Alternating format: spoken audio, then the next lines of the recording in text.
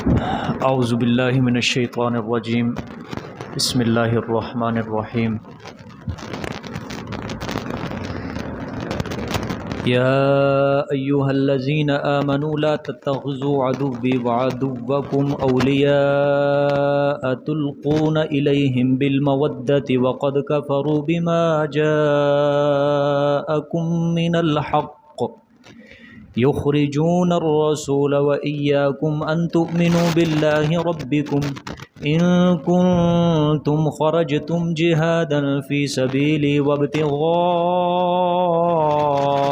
مرضاتي تسرون إليهم بالمودة وأنا أعلم بما أخفيتم وما أعلنتم ومن يفعله منكم فقد ضل سواء السبيل إن يثقفوكم يكونوا لكم أعداء ويبسطوا إليكم أيديهم وألسنتهم بالسوء وودوا لو تكفرون لن تنفعكم أرحامكم ولا أولادكم يوم القيامة يفصل بينكم والله بما تعملون بصير قد كانت لكم أسوة حسنة في إبراهيم والذين معه إذ قالوا لقومهم إنا براء منكم ومما تعبدون من دون الله كفرنا بكم وبدا بيننا وبينكم العداوة والبغضاء أبدا حتى تؤمنوا بالله وحده إلا قول إبراهيم لأبيه لأستغفرن لك وما أملك لك من الله من شيء ربنا عليك توكلنا وإليك أنبنا وإليك المصير ربنا لا تجعلنا فتنة للذين كفروا واغفر لنا ربنا إنك أنت العزيز الحكيم لقد كان لكم فيهم أسوة حسنة لمن كان يرجو الله واليوم الآخر ومن يتول فإن الله هو الغني الحميد صدق الله.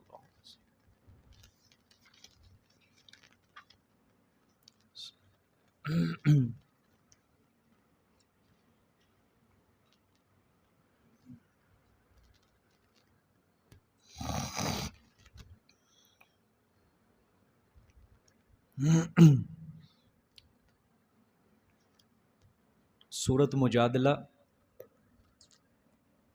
اور سورۃ حشر، ان میں منافقین پر زجریں تھیں. اب سورۃ ممتحنہ میں ان مومنین کاملین پر زجر ہوگا جن سے جہاد کے بارے میں کوتاہی ہوئی تھی.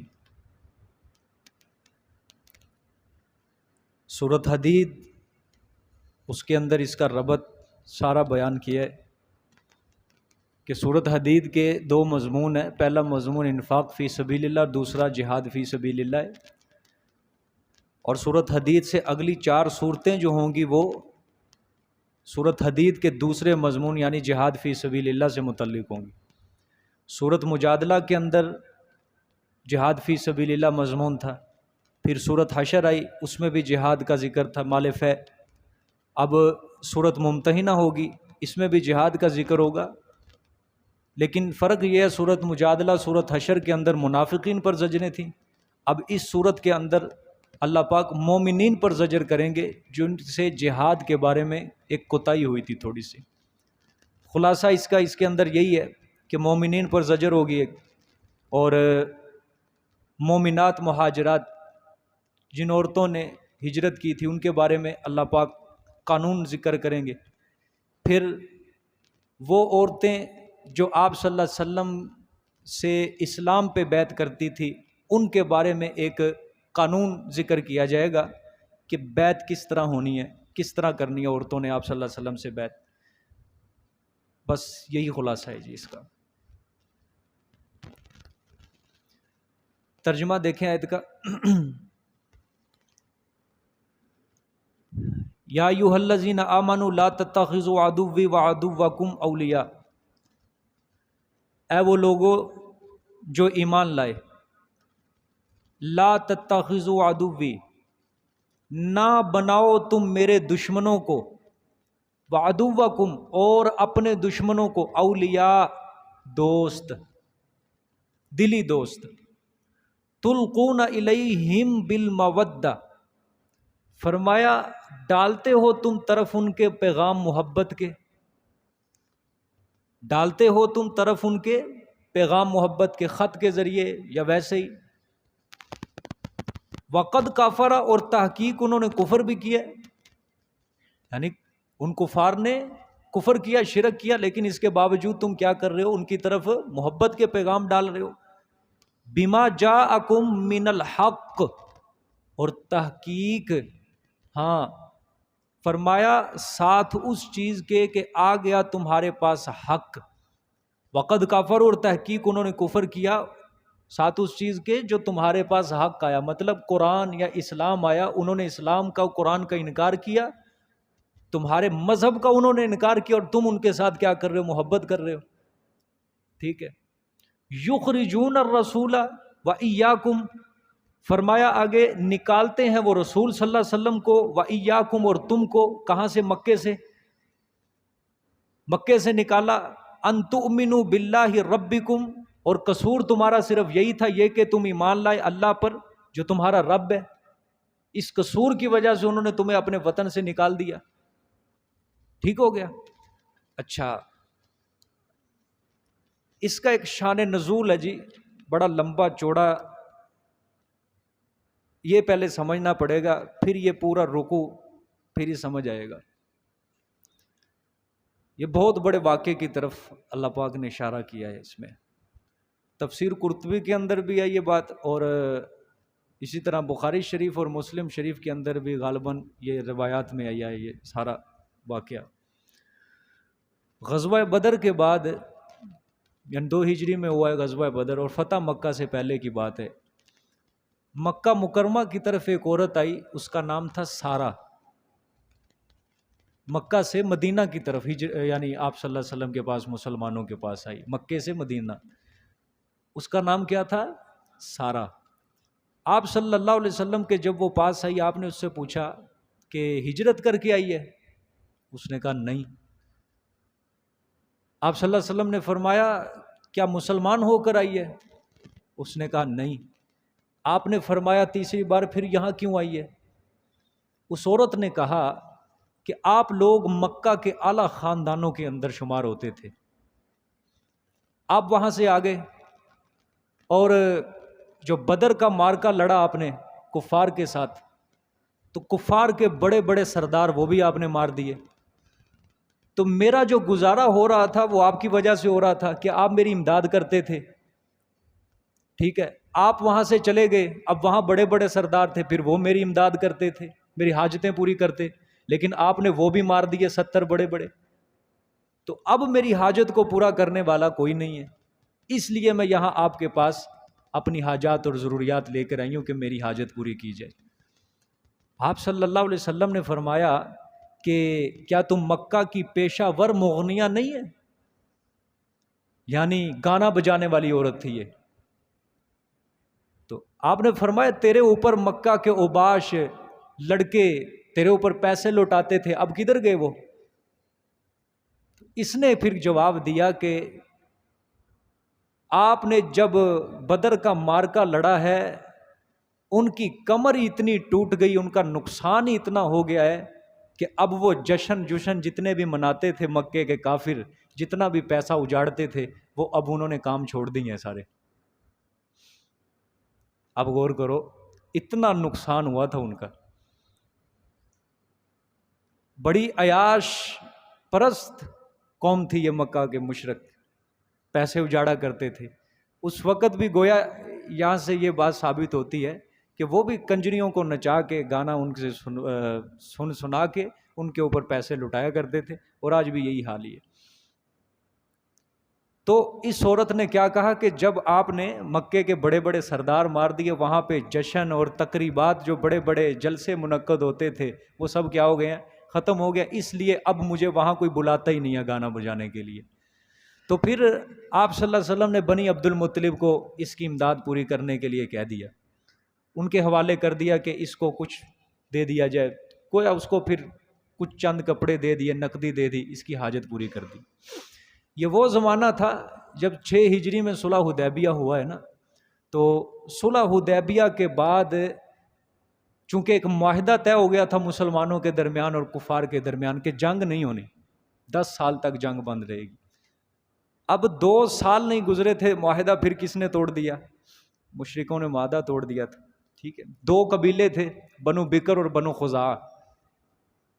جب یہ معاہدہ طے ہوا تھا نا مسلمانوں اور کفار کے درمیان، پھر سارے عرب کے قبیلوں میں بھی یہ اعلان کروا دیا تھا کہ اب ہر قبیلے کو اختیار ہے، چاہے وہ مسلمانوں کا حلیف بن جائے، چاہے وہ کفار کا حلیف بن جائے، مکے والوں کا، یعنی جو قبیلہ جس کا حلیف بن جائے گا وہ اس کی امان میں آ جائے گا، کوئی اس کو نقصان پہنچانے کی جرت نہیں کر سکے گا۔ اب بنو بکر والے جو تھے یہ کفار کے حلیف بن گئے اور بنو خزاعہ والے مسلمانوں کے حلیف بن گئے۔ 6 ہجری میں یہ صلح ہوئی، 7 گزری، 8 ہجری جب ہوا تو بنو بکر والے جو تھے، جو قریش کے حلیف بنے تھے، انہوں نے شب خون مارا بنو خزاعہ کے اوپر، حملہ کر دیا۔ کفار قریش نے بھی مدد کی ان کی، بنو بکر والوں کی جو ان کا حلیف تھا۔ اب خزاعہ والے جو لوگ تھے انہوں نے ایک 40 بندوں کا وفد بھیجا آپ صلی اللہ علیہ وسلم کے پاس مدینے کے، یا رسول اللہ ہمارے ساتھ اس طرح انہوں نے کی ہے۔ آپ نے فرمایا بس معاہدہ توڑ دیا انہوں نے۔ اب یہ معاہدہ توڑنا یہ سبب بنا تھا مکہ فتح کرنے کا، کہ معاہدہ مسلمانوں کی طرف سے نہیں ٹوٹا، معاہدہ کس کی طرف سے ٹوٹا ہے؟ مشرکوں کی طرف، ان کا قصور تھا۔ یعنی اگر آپ حضور صلی اللہ علیہ وسلم کی تاریخ سیرت کا مطالعہ کریں تو ہر جگہ پہ دشمن نے مکاری اور دھوکہ دیا ہے، مسلمانوں کی طرف سے مکاری اور دھوکہ بالکل اس کا ایک حرف بھی گنجائش نہیں نکل سکتی۔ یہودیوں کے ساتھ معاہدے تھے، ہر قبیلہ یہودیوں کا معاہدہ توڑ رہا ہے۔ اب یہ جو 10 سال کا معاہدہ کفار نے کیا تھا، مسلمانوں نے نہیں توڑا، بلکہ کس نے توڑا ہے؟ کفار نے خود توڑا۔ اب آپ صلی اللہ علیہ وسلم نے کہا ہم نے ان کو نہیں چھوڑنا۔ اب آپ نے کیا کیا؟ آپ نے خفیہ تیاری شروع کیجیے۔ 8 ہجری مکہ فتح کرنے کے لیے خفیہ تیاری شروع کی۔ آپ نے اللہ سے بھی دعا کی تھی اور آپ نے صحابہ کو بھی یہ بات کہہ دی تھی کہ یہ راز فاش نہیں کرنا کہ ہم اہل مکہ کے خلاف کیا کر رہے ہیں، تیاریاں کر رہے ہیں، راز نہیں فاش کرنا۔ اب کیا ہوا؟ ادھر مہاجرین اولین کے اندر ایک مہاجر صحابی تھے، اس کا نام تھا حاطب بن ابی بلتہ۔ اب اصل واقعہ یہ شروع ہو رہا ہے۔ حاطب بن ابی بلتہ یہ مہاجرین میں سے تھے، لیکن اصلاً یہ یمن کے باشندے تھے۔ ان کا کنبہ قبیلہ سارا کہاں تھا؟ یمن۔ لیکن یہ اپنے اہل و عیال کو لے کر جب انہوں نے دیکھا کہ ایک مکہ کے اندر ایک شخص ہے، اس نے نبوت کا دعویٰ کیا، یہ وہاں سے اپنا یمن کا علاقہ چھوڑ کے اپنے اہل و عیال صرف لے کر مکہ مکرمہ میں آ کر مقیم ہو گئے۔ اصلاً کہاں کے تھے یہ؟ حاطب بن ابی بلتہ۔ اب آپ صلی اللہ علیہ وسلم کے ساتھ یہ مکہ مکرمہ کے اندر ہیں۔ جب ہجرت آپ صلی اللہ علیہ وسلم نے کی، انہوں نے بھی ہجرت کی، مہاجرین اولین میں سے ہیں، سابقون الاولون میں سے ہیں یہ۔ اب ان کا کیا تھا؟ یہ اب ہجرت کر کے آگے دوسرے مہاجرین بھی تھے جو شروع سے ہی عرب کے اندر رہ رہے، ان کا کنبہ قبیلہ سب کہاں تھا؟ مکہ میں۔ اب ان کے صرف اہل و عیال تھے، بیوی بچے تھے۔ اب جن کا کنبہ قبیلہ رشتہ داریاں تھی، اہل و عیال تھے، مہاجرین ادھر ہجرت کر کے پیچھے سے مشرکین مکہ ان کے رشتہ داروں پہ ظلم کرتے۔ اب جن کے اہل و عیال، جن کا کنبہ قبیلہ وہاں پورا رہ رہا تھا، ان کو تو کوئی فکر نہیں تھی مہاجرین کو کہ ان کی برادری والے لوگ ہیں تھے، وہ بچا لیتے تھے۔ لیکن حاطب بن ابی بلتہ ان کے لیے مسئلہ یہ تھا، ان کا کنبہ قبیلہ ہی نہیں تھا، برادری ہے ہی نہیں تھی، صرف ان کے بیوی بچے تھے وہاں پہ۔ اب ان کو دل کے اندر بشری تقاضے کے مطابق اب ایک دل کے اندر سے درد اٹھا کہ ان مہاجرین کے تو اہل و عیال ہیں، وہاں پہ کنبہ قبیلہ ہے، ان کی تو حفاظت ہو رہی ہے بچوں کی، لیکن میرا تو وہاں کوئی کنبہ قبیلہ نہیں، میرے تو وہاں صرف بیوی بچے ہیں، ان کے پھر بیوی بچوں کو ایذائیں دیتے تھے۔ تو حاطب بن ابی بلتہ نے اب دل کے اندر خیال کیا کہ کیوں نہ میں اہل مکہ کے اوپر کچھ احسان کر دوں تاکہ وہ میرے بیوی بچوں کی حفاظت کر لیں۔ احسان انہوں نے کیا کیا؟ اپنی جگہ ان کو یقین تھا کہ اللہ پاک اپنے پیغمبر کو فتح دے گا، ان کو یقین تھا کہ نبی پاک صلی اللہ علیہ وسلم کو، اسلام کو، مسلمانوں کو یہ مشرکین کچھ نہیں کہہ سکتے، کیونکہ بدر کا معرکہ بھی لڑا تھا انہوں نے، احد بھی لڑا تھا، خندق بھی لڑا تھا، صلح حدیبیہ، خیبر، ایمان مضبوط ہو گیا تھا ان کا۔ ان کو پتا تھا کہ اللہ نے اپنے پیغمبر سے نصرت کا وعدہ کیا ہے، اور اب اللہ کے رسول فتح مکہ کے لیے جائیں گے تو اللہ ضرور مدد کرے گا۔ لیکن انہوں نے کہا کہ میرے بیوی بچے ہیں، چلو میں مکہ مکرمہ والوں کے اوپر ایک احسان کر دیتا ہوں، کہ انہوں نے ایک رکہ لکھا، یہ ایک صفحے کے اوپر خط بھیجا مکے والوں کو کہ آپ صلی اللہ علیہ وسلم اور مسلمان اب تمہارے اوپر حملہ کرنے کی غرض سے آ رہے ہیں۔ اب انہوں کا دل یہ تھا، ان کی دل کی اب تمنا کیا تھی، انہوں نے کہا میرے بیوی بچوں کی وہ حفاظت کریں گے۔ دیکھو جی، یہ بشری تقاضا ہے۔ اتنا واقعہ آپ نے سمجھ لیا کہ انہوں نے یہ اس کے اندر رکے کے اندر لکھ کے بھیجا کہ مسلمان تمہارے اوپر حملہ کرنے کے لیے آ رہے ہیں۔ اب اگر یہ جنگی لحاظ سے دیکھا جائے، یہ بہت بڑا جرم تھا، ایک جنگ کے راز کو فاش کیا جا رہا ہے۔ مہاجر ہیں، آپ صلی اللہ علیہ وسلم کے ساتھ غزوات کے اندر ہیں، سب سے بڑے بدری صحابی ہیں، اور راز فاش کیا جا رہا ہے صرف اس وجہ سے کہ میرے بیوی بچوں کے اوپر وہ احسان کریں، ان کی حفاظت کریں، ان کے ساتھ کچھ نہ کریں، ظلم نہ کریں۔ اب کیا ہوا، اس نے یہ رکا لکھ کر، یہی جو عورت تھی سارا، اس نے اس کو کہا کہ یار یہ لے جا رکا، جا کے یہ مشرکین کو دے دینا، مکہ والوں کو۔ یہ عورت اونٹ کے اوپر سوار ہو کر گئی، چل پڑی مکہ کی طرف۔ اب یہ رکا اس کے پاس ہے۔ اللہ پاک کی حکمت، اللہ نے بھیجا جبرائیل علیہ السلام کو، آپ صلی اللہ علیہ وسلم کو آگے اطلاع دے دی ساری کہ یا رسول اللہ صلی اللہ علیہ وسلم، اس طرح آپ کے ایک صحابی ہیں، انہوں نے اس طرح کام کیا ہے، اور راز فاش ہو گیا آپ کا کہ آپ مکہ کی طرف جا رہے ہیں۔ تو ایک عورت ہے جس کے پاس یہ رکا ہے، اور اس وقت آپ صلی اللہ علیہ وسلم کو مقام بھی بتا دیا تھا کہ اس وقت وہ عورت روضہ خاک کے مقام کے اوپر ہے۔ وہ مقام بھی بتا دیا کہ اس وقت وہ عورت روضہ خاک کے مقام کے اوپر ہے۔ مقام ہے مدینہ سے باہر نکلے، مکہ کی طرف جائیں۔ تو آپ صلی اللہ علیہ وسلم نے اب کیا کیا، اب یہ آگے جو واقعہ بخاری اور مسلم کے اندر آتا ہے، یہ حضرت علی رضی اللہ تعالیٰ عنہ یہ فرماتے ہیں کہ اللہ کے رسول صلی اللہ علیہ وسلم نے مجھے بلایا، آپ نے مجھے، ابو مرثد اور حضرت زبیر بن عوام، 3 صحابی، ان تینوں کو بھیجا، حکم دیا کہ گھوڑوں پر سوار ہو اور اس عورت کو پکڑ کے لے کر آؤ، اس کے پاس خط ہے، اس کو لے کر آؤ میرے پاس۔ حضرت علی فرماتے ہیں ہم تینوں گئے سوار ہو کر خط لینے کے لیے۔ حضرت زبیر، یہ بھی عشرہ مبشرہ میں سے ہیں، یاد رکھنا آپ صلی اللہ علیہ وسلم کے پھپھی زاد بھائی ہیں۔ یہ آپ کی ایک پھپھی تھی صفیہ رضی اللہ تعالیٰ عنہ، ان کے بیٹے تھے یہ زبیر بن عوام، آپ کے پھپھی زاد بھائی تھے، اور حضرت ابو بکر رضی اللہ تعالیٰ عنہ کے داماد تھے۔ حضرت ابو بکر کی بیٹی جو بڑی تھی اسما، حضرت عائشہ سے بڑی، وہ ان کے نکاح میں تھی، زبیر کے نکاح میں، یعنی ان کا رشتہ ہے، ہاشمی ہے زبیر، اور ہاشمیوں کا رشتہ ابو بکر کے ساتھ ہے۔ حضور کے خاندان کا رشتہ کس کے ساتھ ہے؟ حضرت ابو بکر کے خاندان، یعنی ابو بکر کی بیٹی کس کے نکاح میں؟ ہاشمیوں کے خاندان کے اندر ہے۔ اشارہ آپ خود ہی سمجھے، تفصیل کے اندر نہیں جانا چاہتا۔ گویا یہ 3 صحابی گئے، اور آپ دیکھیں اللہ کے رسول صلی اللہ علیہ وسلم کی صداقت، کہ حضرت علی فرماتے ہیں جو آپ صلی اللہ علیہ وسلم نے ہمیں مقام بتایا تھا نا، روضہ خاک کے مقام پر اس وقت وہ عورت ہے، ہم نے بعینی ہی اس عورت کو وہیں پہ پایا۔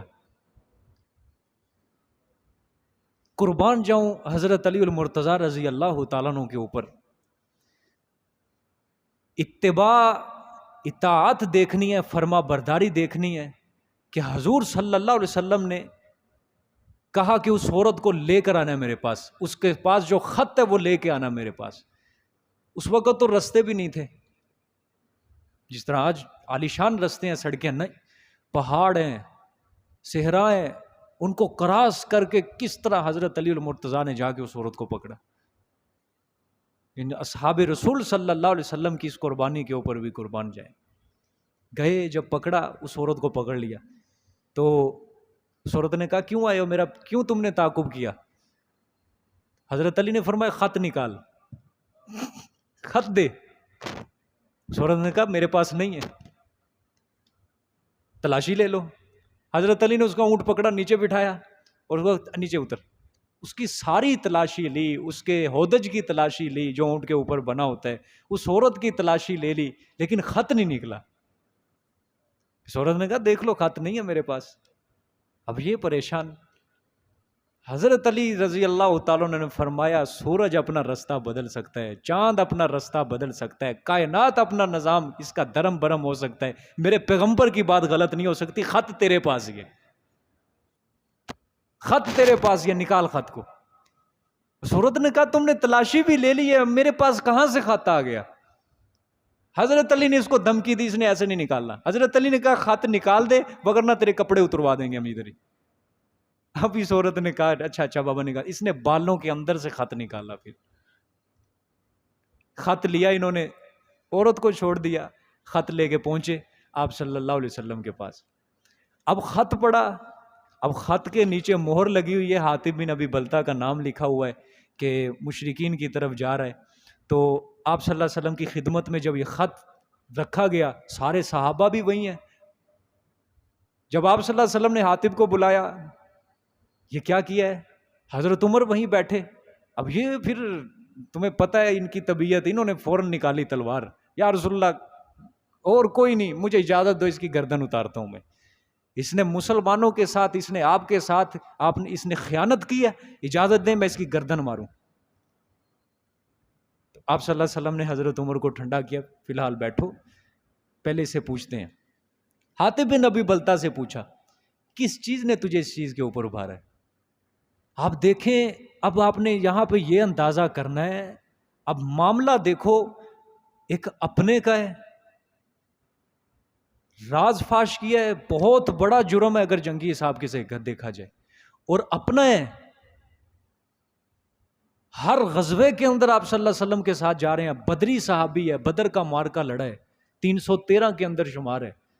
اور معاملہ دیکھو رسول اللہ صلی اللہ علیہ وسلم کیسے سلجھا رہے ہیں کہ ایک جماعت کا لیڈر، ایک جماعت کا قائد، اس کے اندر کیا کیا صفات ہونی چاہیے، کس طرح. اب پوچھا کس چیز نے آمادہ کیا؟ حاتب بن ابی بلتہ نے سب سے پہلے کہا یا رسول اللہ صلی اللہ علیہ وسلم قسم بخدا اب بھی میرے ایمان کے اندر ذرہ برابر فرق نہیں ہے، اب بھی میرے ایمان کے اندر ذرہ برابر فرق نہیں آیا ہے. صرف بات یہ تھی کہ میرے وہاں اہل و عیال تھے، میرے بیوی بچے تھے. یہ جو مہاجرین تھے ان کے تو اہل و عیال، کنبہ قبیلے تھے پورے، ان کے تو بیوی بچوں کی حفاظت ہو رہی تھی، لیکن میرا کنبہ قبیلہ چونکہ وہاں نہیں ہے، میرے صرف اہل و عیال تھے وہاں پہ. اس وجہ سے میں نے جو سوچا کہ مکہ مکرمہ والوں کے اوپر یہ احسان کر دوں، اس وجہ سے یہ راز فاش کر دوں اور آپ کے آنے کی خبر سے ان کو آگاہ کر دوں. حضرت عمر پھر اٹھے، فرمایا یا رسول اللہ اجازت دیں مجھے، میں اس کی گردن اتاروں، اس نے خیانت کیا مسلمانوں کے ساتھ. آپ صلی اللہ علیہ وسلم نے بٹھایا حضرت عمر کو. آپ نے فرمایا پہلے صحابہ کو آپ نے مخاطب ہو کر کہا کہ حاتب سچ کہہ رہا ہے، اس کے معاملے کے اندر خیر جانو، کوئی اس کی طرف آنکھ اٹھا کر نہ دیکھے. دیکھو ایک لیڈر کیا کہہ رہا ہے اب، کہ اس کی سابقہ قربانیوں کے اوپر، سابقہ نیکیوں کے اوپر پانی نہ پھیرو. بدر کا مارکا اس نے لڑا ہے، احد کا مارکا اس نے لڑا ہے، خندق میں ہمارے ساتھ رہا ہے، ذرہ برابر اس نے نفاق نہیں کیا اپنے دل سے.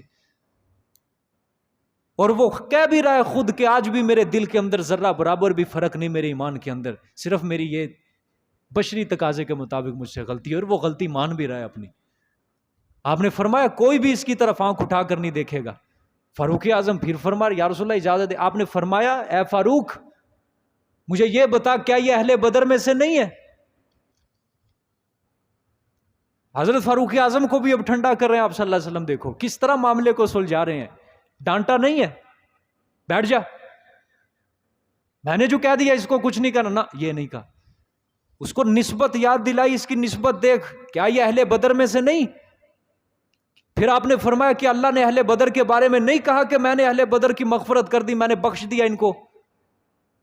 حضرت عمر نے جب آپ صلی اللہ علیہ وسلم کی زبان سے یہ الفاظ سنے تو فوراً رونے لگ گئے، آنسو آ گئے، کہا اللہ اور اس کا رسول حقیقت جانتے ہیں، آپ سچ فرما رہے ہیں یا رسول اللہ صلی اللہ علیہ وسلم۔ حاطب بدری اصحاب میں سے ہے اور واقعتاً اس کی بہت قربانیاں اسلام کے لیے، تو آپ صلی اللہ علیہ وسلم نے اس کو معاف کر دیا۔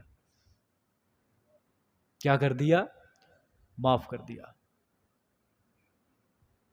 ایک بات میری یاد رکھنی آپ نے، غلطی اگر کسی سے ہو جائے، دو طریقے ہوتے ہیں معافی کے، ایک تو ہے درگزر کرو، نظر انداز کرو، ٹھیک ہے؟ دوسرا طریقہ، وہ آپ سے معافی مانگنے کے لیے آ رہا ہے لیکن غلطی کے اوپر شرمندہ ہی نہیں ہے، اکڑ گیا ہے، اس کو کہتے ہیں درگزر کرنا۔ درگزر کر دو، اس کو نظر انداز کر دو۔ جب ایک بندہ اپنی غلطی کو مان ہی نہیں رہا، شرمندہ ہی نہیں ہے، اکڑا ہوا ہے، اور آپ کا دل بھی کیا ہو رہا ہے؟ کھنچتا چلا جا رہا ہے، آپ چاہتے ہیں یہ غلطی کا اعتراف کرے لیکن وہ نہیں، شرمندہ ہی نہیں، پشیمان ہی نہیں ہے، اب کیا ہے؟ صرف نظر انداز کر دو، چھوڑ دو۔ دوسری چیز یہ ہوتی ہے کہ وہ غلطی مان رہا ہے اور شرمندہ ہے، وہاں آپ کے اوپر اب واجب ہو چکا ہے کہ اب معاف کرو۔ اب یہ چونکہ حاطب بن ابی بلتہ شرمندہ بھی تھے، پشیمان بھی تھے، اپنی غلطی کا اعتراف بھی کر رہے ہیں، اور کہا کہ میرے ایمان میں ذرہ برابر فرق نہیں ہے یا رسول اللہ صلی اللہ علیہ وسلم، ذرہ برابر بھی۔ اور پھر نسبتیں بھی آپ صلی اللہ علیہ وسلم کہہ رہے ہیں کہ نہ، اس کی قربانیوں کے اوپر پانی نہیں پھیر سکتے ہم، بدر کے صحابی ہے، اور آپ صلی اللہ علیہ وسلم خود خوف زدہ ہیں کہ میں اس بدری صحابی کے خلاف اگر آج فیصلہ کر دوں اللہ میری پکڑ نہ کر لیتے۔ حضرت عمر کو دیکھو کیسی نسبت یاد دلا رہے ہیں، کیا بدر والے نہیں ہیں؟ اللہ نے مغفرت نہیں کر دی، بخشش نہیں کر دی، اللہ کے رسول صلی اللہ علیہ وسلم نے معاف کر دیا ہے۔ حالانکہ میں نے کہا جنگی اعتبار سے دیکھا جائے بہت بڑا جرم تھا، لیکن یہ جہلم کے بے ایمان کو ایسی حدیثیں نہیں نظر آتی۔ اتنا بڑا جرم، اس کے باوجود بھی اللہ کے رسول معاف کر رہے ہیں اپنے صحابی کو۔ اس مرزے کو یہ حدیثیں نہیں آئیں گی، وہ جب بھی بات کرے گا اس کی بات میں ہمیشہ ہی شر ہوتا ہے، فتنہ ہوتا ہے، خدا کی قسم۔ جب بھی بات کرے گا لڑائی والی بات کرے گا، صحابہ رسول کی وہ چیز ابھارے گا جس میں لڑائی ہوتی ہے ان کی۔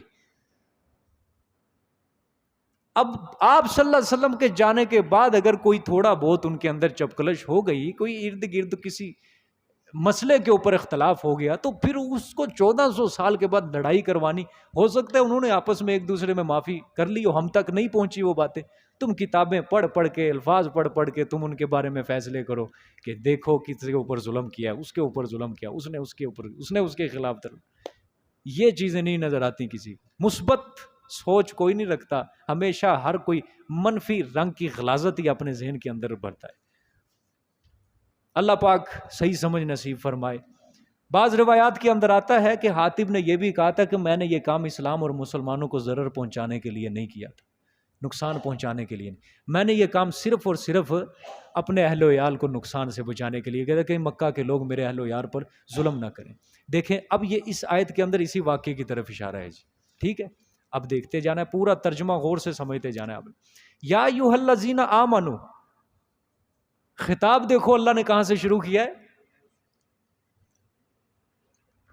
اے ایمان والو، نہ بناؤ تم عدوی میرے دشمنوں کو اور اپنے دشمنوں کو اولیاء دوست۔ حاطب بن ابی بلتہ کی طرف اشارہ ہے یہ، ٹھیک ہے؟ روایات کے اندر آتا ہے جب یہ لفظ سنا نا حاطب بن ابی بلتہ نے، یا ایھا الذین آمنوا، تو ان کی خوشی کی انتہا نہیں رہی کہ اللہ نے بھی مجھے ایمان والوں سے خطاب کیا ہے۔ کہتے فرت مسرت کے اندر خوشی کی انتہا نہ رہی، یہ بے ہوش ہو کے گر گئے زمین پہ۔ کہ میں اللہ کا لاکھ شکر ادا کرتا ہوں کہ مجھ سے اتنی بڑی غلطی ہونے کے باوجود پھر بھی اللہ نے مجھے اے ایمان والو کہہ کر خطاب کیا. ٹھیک ہو گیا. یا ایھا الذین آمنوا، اے وہ لوگوں جو ایمان لائے، لا تتخذوا عدوی وعدوکم، کہ نہ بناؤ تم میرے دشمنوں کو اپنے دشمنوں کو دلی دوست. تلقون الیہم بالمودۃ، ڈالتے ہو تم طرف ان کے پیغام محبت. ٹھیک ہے. اب دیکھو اللہ نے فرمایا میرے اور اپنے دشمنوں کو دلی دوست نہیں بنانا، کہ تم ان کی طرف دوستی کے کیا بھیج رہے ہو؟ پیغام بھیج رہے ہو. اس میں اس واقعہ میں اس طرف اشارہ ہے، یعنی اس خط کا لکھنا. حاتب بن ابی بلتہ نے خط لکھا نا، تو آپ اللہ تعالیٰ فرما رہے ہیں کہ وہ تمہارے بھی دشمن ہیں اور میرے بھی دشمن. میرے دشمن اس اعتبار سے کہ میرے دین کے دشمن ہیں وہ. تم ان کے ساتھ کیا ڈال رہے ہو؟ محبت کا پیغام. اب دیکھو لفظ اللہ نے فرمایا کفار کا لفظ نہیں اللہ نے کہا، بلکہ کہا عدوی وعدوکم. کفار کا لفظ نہیں اللہ نے، کافرین کا لفظ نہیں اللہ نے. اشارہ اللہ نے اس طرف کیا ہے کہ اپنے اور خدا کے دشمنوں سے دوستی کی توقع رکھنا سخت دھوکہ ہے، اس سے بچو. اپنے اور خدا کے دشمنوں سے دوستی رکھنا کیا ہے؟ دھوکہ ہے، اس سے بچنا ہے تم نے. ٹھیک ہے. اور دوسرا اس طرف بھی اشارہ ہو گیا ہے کہ کافر جب تک کافر ہے اور مسلمان جب تک مسلمان ہے، ان کی کبھی دوستی ہو ہی نہیں سکتی دلی. ٹھیک ہو گیا. بھئی کافر اور مسلم کبھی دوست بن سکتے ہیں؟ یہ اللہ کے رسول نے فرمایا کبھی بھی ایک دوسرے کے بھائی نہیں بن سکتے. تو مسلمان جو خدا کی محبت کا دعوے دار ہے، اس سے اس کی دوستی، دشمن کے ساتھ دوستی کرنا کیا روا ہے اس کے ساتھ؟ بالکل جائز نہیں ہے. ٹھیک ہے. آگے فرمایا قد کفروا وقد کفروا بما جاءکم من الحق، اور تحقیق انہوں نے کفر کیا ساتھ اس چیز کے جو آیا تمہارے پاس حق. حق سے مراد میں نے کہا یا اسلام ہے یا قرآن ہے. ٹھیک ہو گیا. اللہ پاک نے کفار کی عداوت کا بیان کیا ہے اس آیت کے اندر. فرمایا انہوں نے تم کو اور تمہارے رسول کو، یہ فرمایا تمہارے اسلام کا انہوں نے انکار کیا ہے، تمہارے قرآن کا انہوں نے انکار کیا ہے. یخرجون الرسول وایاکم، حالانکہ انہوں نے تمہارے رسول کو اور تمہیں کہاں سے نکال دیا ہے؟ مکہ مکرمہ سے بھی انہوں نے نکال دیا ہے، تمہیں تمہارے وطن عزیز سے نکال دیا ہے. پھر فرمایا کہ اس نکالنے کی وجہ کوئی دنیا نہیں تھی، تم نے ان کا حق نہیں مارا تھا، حق تلفی نہیں کی تھی. فرمایا وجہ صرف یہ تھی ان تؤمنوا باللہ ربکم، کہ تم اللہ پر کیا لائے ہو؟ ایمان لائے ہو. تمہیں اس وجہ سے تمہیں اپنے وطن سے نکالنا ہو. دیکھو اللہ پاک فرما رہے ہیں بات کھل گئی کہ جب تک تم مومن ہو نا، وہ تمہارے دوست نہیں ہو سکتے. اور تم نے ایمان کی حالت میں، تمہیں اللہ اور اس کے رسول کے اوپر تم ایمان لائے، تمہیں اس وجہ سے انہوں نے تمہارے وطن سے نکال دیا. اور جب وطن سے تمہیں نکال دیا تو تم اب ان کی طرف خط بھیجو گے دوستی کے، وہ تمہارے ساتھ کہاں دوستی رکھ سکتے ہیں؟ حاتب بن ابی بلتہ کی طرف اشارہ ہے کہ تم نے جو خط لکھا کفار کی طرف دوستی کا پیغام ڈالا ہے. ٹھیک ہے.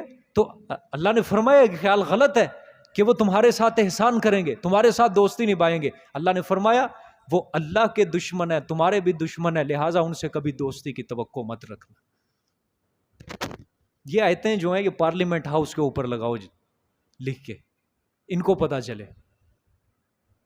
جن کو یہ اپنا خدا اور معبود سمجھتے ہیں نا انگریزوں کو، کہ یہ ہمارے خدا ہیں، یہ ہمارے معبود ہیں، ہم ان کی عبادت کریں گے، ان کی عبادت کے بغیر ہمارا کام نہیں ہے.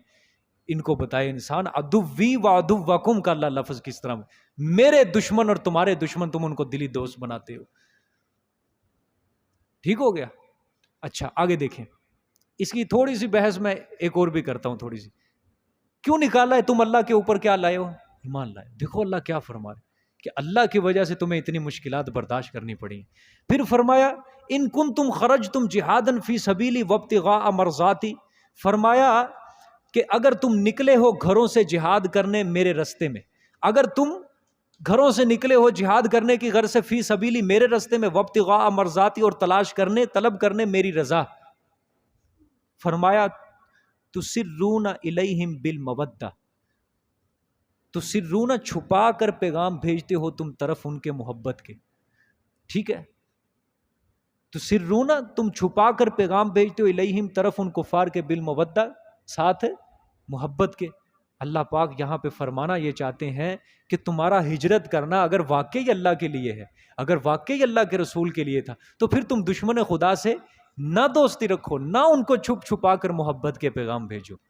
ٹھیک ہے.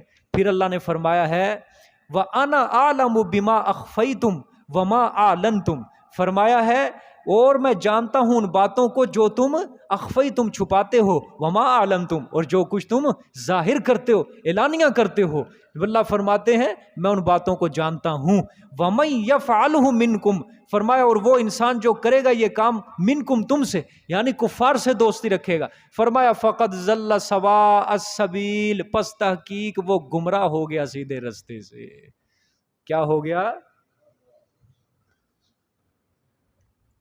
سیدھے رستے سے. دیکھو جی کون آ رہا ہے ان آیتوں کی زد میں؟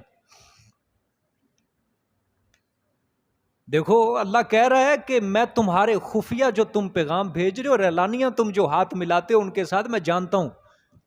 جو تم میرے دشمنوں کے ساتھ، ان کے دشمنوں کے ساتھ، جو تم اپنے دشمنوں کے ساتھ کیا کر رہے ہو؟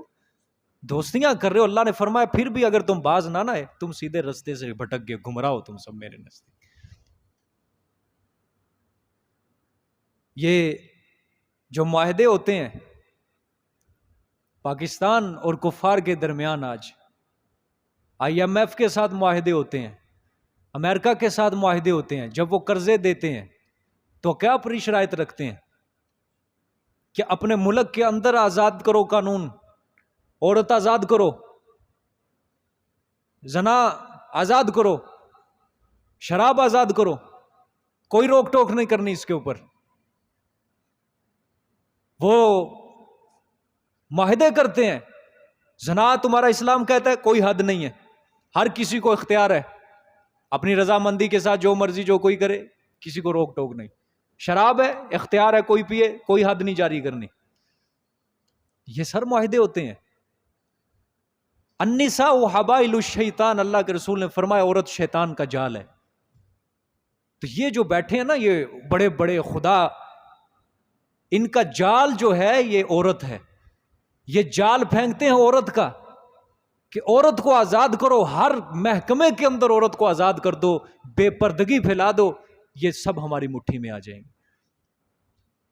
جب وہ گندگی کو مسلمانوں میں عام کرتے ہیں تو مسلمان ظاہری بات ہے گناہوں کے گرویدہ ہوتے ہیں. پھر مسلمان اپنے اسلام کا نظام وہ اس کو پسند نہیں ہوتا. پھر اس مسلمان کو جو بہک چکا ہوتا ہے، جس نے اللہ رسول کے احکامات کو بھلا دیا ہوتا ہے، پھر وہ اسی گندگی کو پسند کرتا ہے. کل جو مذاکرات ہوئے تھے افغانستان کے طالبان اور امریکہ کے قطر کے اندر، ان کا معاہدہ ہوا ہے. اب دیکھو طالبان کا معاہدہ اور امریکہ کا، جھکے ہیں.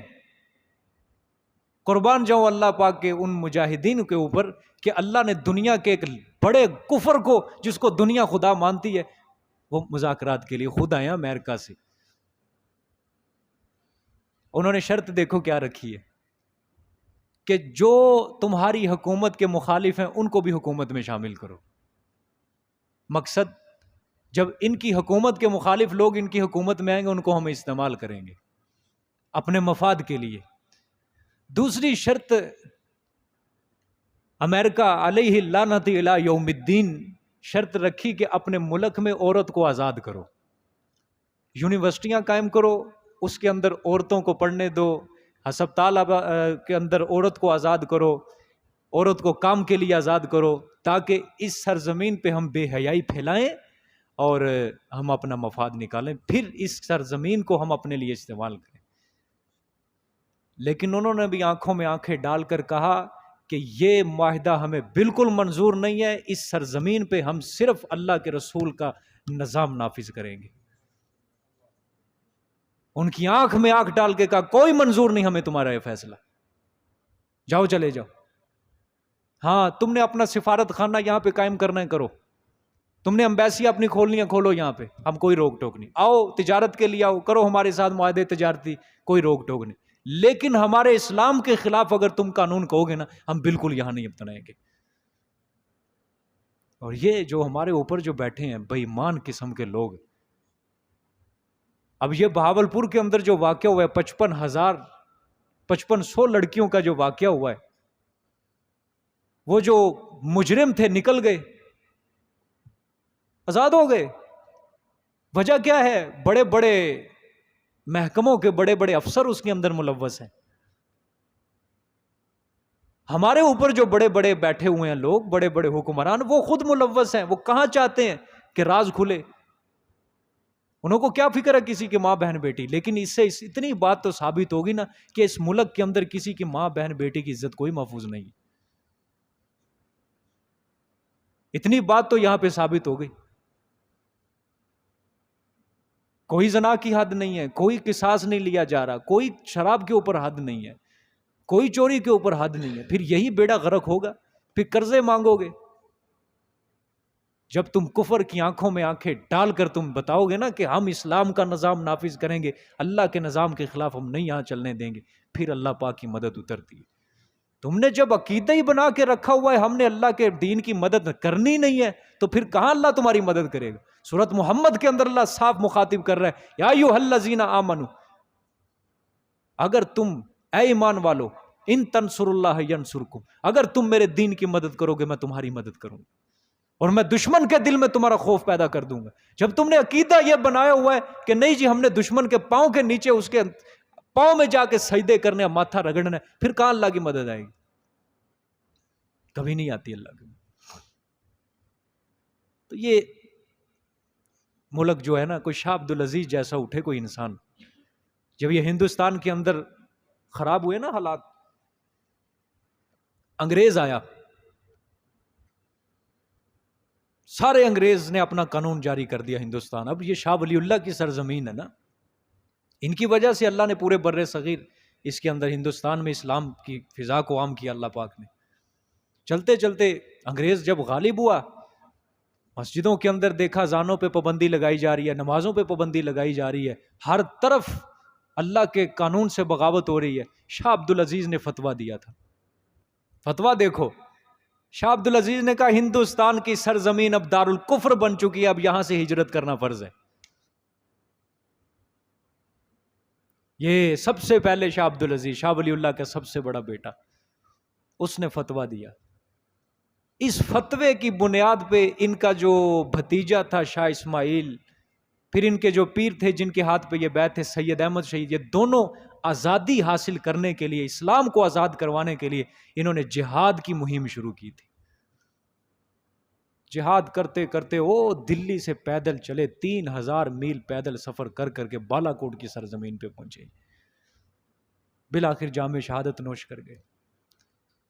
تو آج جو آپ کہتے ہیں نا پاکستان آزاد ہوا ہے، پاکستان آزاد ہوا ہے، تو سب سے پہلے خون کا قطرہ اس آزادی کے لیے شاہ اسماعیل شہید کا گرا تھا. سب سے پہلے شاہ اسماعیل شہید کے خون کا قطرہ گرا، جنہوں نے اس آزادی کے لیے شاہ اسماعیل شہید نے آواز اٹھائی تھی. وہ 2 صدیاں پہلے کی بات، سر 19ویں صدی کی بات نہیں ہے، 18ویں صدی کے اندر یہ سکھوں کے خلاف جو جنگ ہوئی تھی. ہم کہتے ہیں کوئی پھر شاہ عبد العزیز جیسا اٹھے، فتویٰ دے ایک بار اس سرزمین کے اوپر بھی، کیونکہ حالات نہیں ہیں اسلام کے. اگر آپ کہتے ہو یہاں نماز پڑھنے دی جا رہی ہے جی، 5 وقت کی اذانیں ہیں، اس سے زیادہ تحفظ مسلمانوں کو امریکہ کے اندر دیا جا رہا ہے. اس سے زیادہ تحفظ مسلمانوں کو لندن کے اندر دیا جا رہا ہے، انگلینڈ کے اندر دیا جا رہا ہے. یہاں کوئی تحفظ نہیں ہے، تحفظ نام کی، قانون نام کی کوئی چیز نہیں. اللہ پاک حفاظت فرمائے ہم سب کی. تو فرمایا جو پھر یہ کام کرے گا، جو دوستیاں رکھے گا، سیدھے رستے سے کیا ہو جائے گا؟ پھٹک جائے گا، وہ پھر ہمارا نہیں. صاف اللہ پاک قرآن پاک میں کہہ رہے ہیں. اچھا اللہ کا شکر ہے اللہ نے اس کتاب کی حفاظت اپنے لیے لی. نہیں بے ایمان انہوں نے یہ بدل دینی تھی کتاب، ڈنڈے مار کے انہوں نے مولویوں کو کہنا تھا چلو بدلو قرآن پاک کو، لیکن یہ بدل نہیں سکتے. شکر ہے اللہ پاک کا کہ اس نے یہ کتاب اتاری ہے.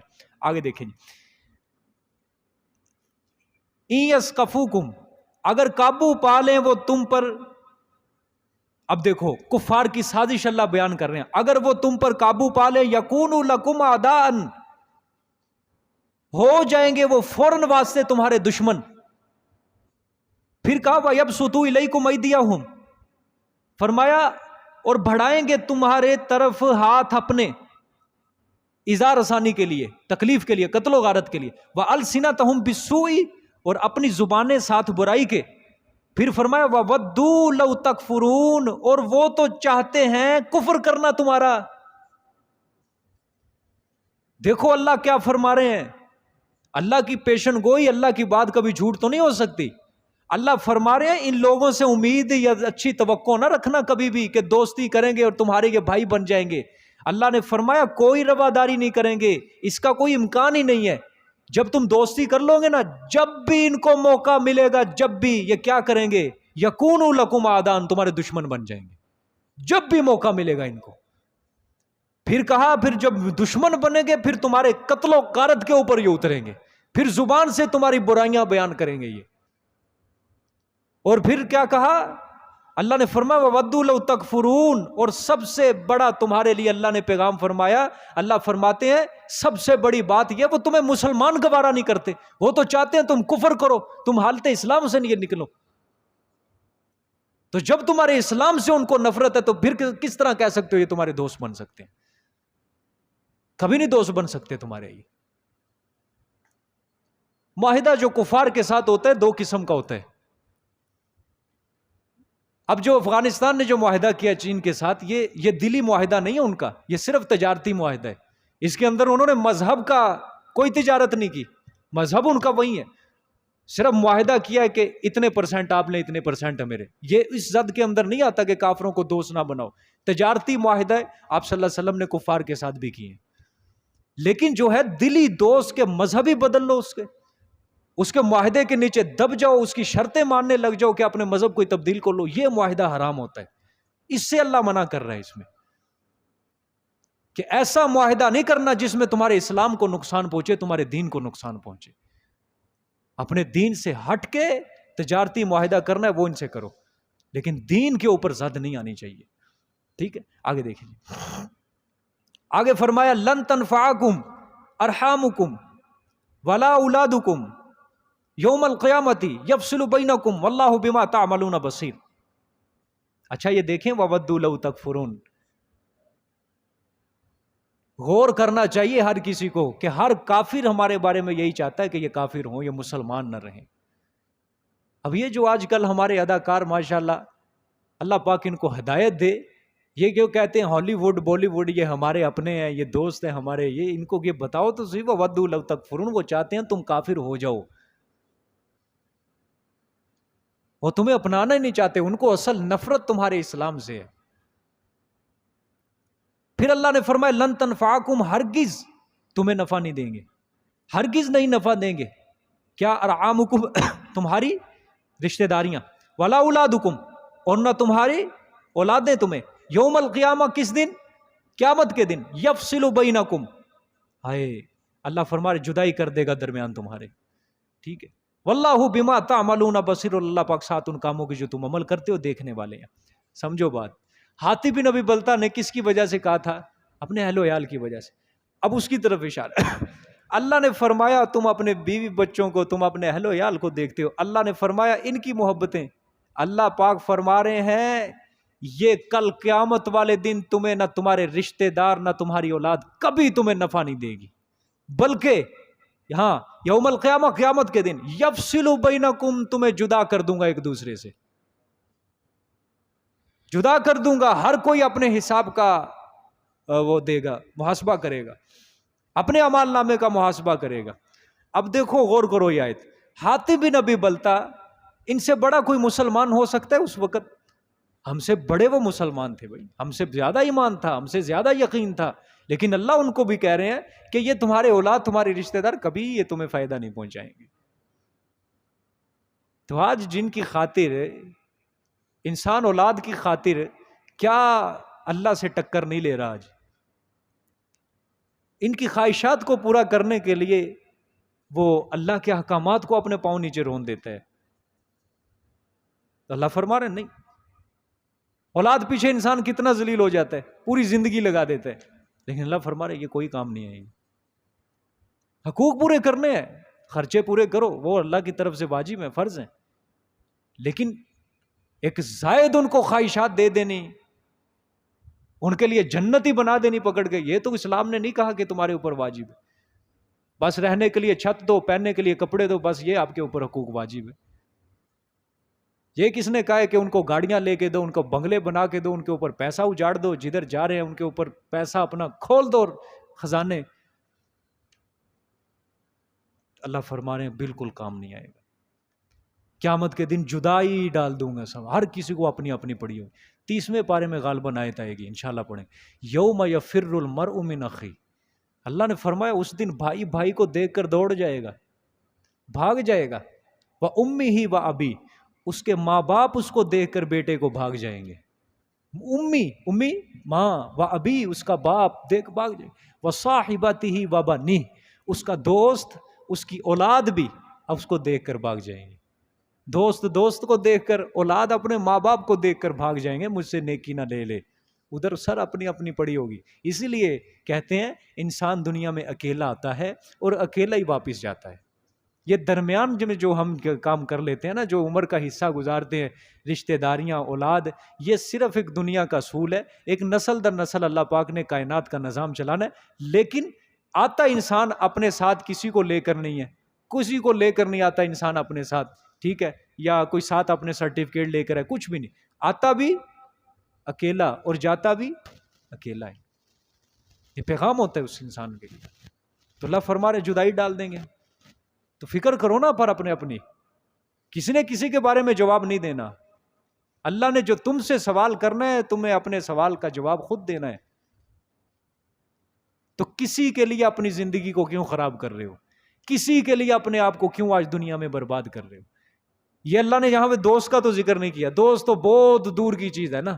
اور تمہارا کنبہ قبیلہ جو تمہارے دکھ درد میں تمہارے شریک ہوتے ہیں, اور تمہاری اولاد جس کے اوپر سب سے زیادہ تمہیں مان ہوتا ہے, بڑھاپے کے اندر تمہیں مان ہوتا ہے, یہ ہمارے سہارا بنے گے. لیکن کل قیامت والے دن یہ بھی بھاگ جائیں گے, تمہارا کوئی سہارا نہیں بنے گا. مقام فکر یہ قرآن پاک کی آیت سمجھا رہے اللہ پاک کہ تمہارا واسطہ صرف دنیا میں مجھ سے ہونا چاہیے, بس کسی سے نہیں ہونا چاہیے. میں جو کہوں تمہیں وہ کرنا ہے, میں جس چیز سے منع کروں تم نے ہٹ جانا ہے. تمہیں دنیا میں صرف میں نے اسی مقصد کے لیے بھیجا, تم میری مانو, میرے پیچھے ہو کے چلو, کسی اور کی نہیں مانی. فرمایا پھر واللہ بما تعملون بصیر, اللہ پاک ساتھ ان کاموں کے جو تم عمل کرتے ہو دیکھنے والے ہیں. جزاک اللہ جی, آج کے لیے اتنا کافی ہے. انشاءاللہ امید ہے کل سورت ختم کریں گے.